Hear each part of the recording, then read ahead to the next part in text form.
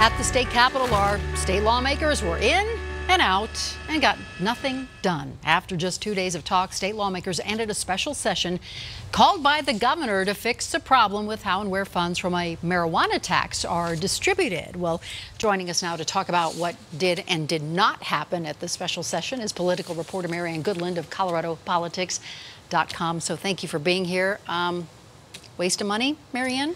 Virtually everyone on the Republican side says absolutely yes. The Democrats say no because this was a good opportunity to talk about this issue and kind of get it out in front of people. And there's even one Republican Senator, Larry Crowder from Alamosa, who had indicated he would have supported this had it gotten to the House floor.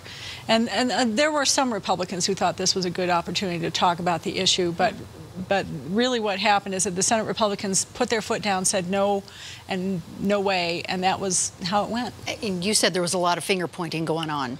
Yes, finger pointing from the governor to the Senate Republicans and finger pointing from the Senate Republicans back to the governor over how this was managed, how the special session was called, the lack of consultation with legislative leaders. Lots of finger pointing and angst, and what we got out of it was $50,000 of taxpayer money spent and nothing to show for it. And nothing accomplished. All right, so what happened? Well, both sides are accusing each other of playing politics, so was that really the case? Here's some basic numbers for you. The Scientific and Cultural Facilities District, which includes the Denver Zoo and Botanic Gardens, they say it's also losing $56,000 a month, and RTD estimates it's missing out on about $560,000 a month in pot tax revenue. That's $500,000 they say they need. We struggle every year to balance our annual budget and our 6-year strategic budget plan.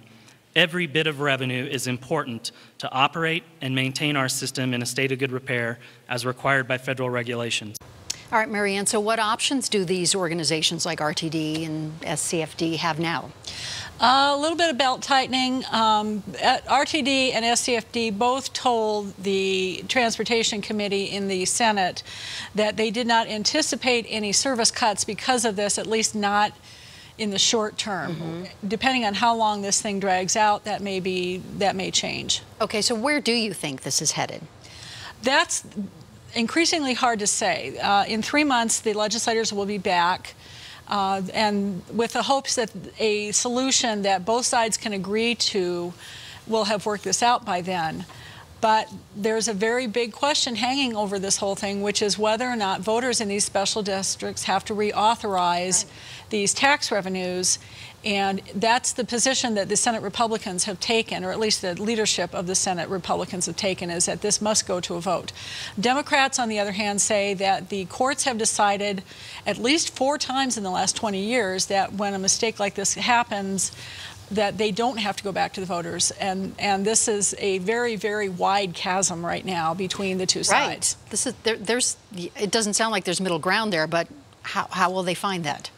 Not sure that they will. If the Senate Republicans hold to this position that a vote has to take place, SCFD, for example, pointed out that last year when they had a reauthorization of their funding tax, that was $1 million campaign. These are not cheap propositions, and we are talking about these other special districts.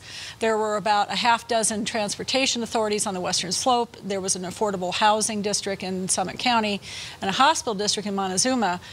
Can they afford to run a special election? And if they do, it wouldn't happen until next November. Right. This is a year from now. Yeah, and we're talking a lot of money. All right, Marianne Goodland, we appreciate you being here to talk about what didn't happen at the state capitol. All right, thank you.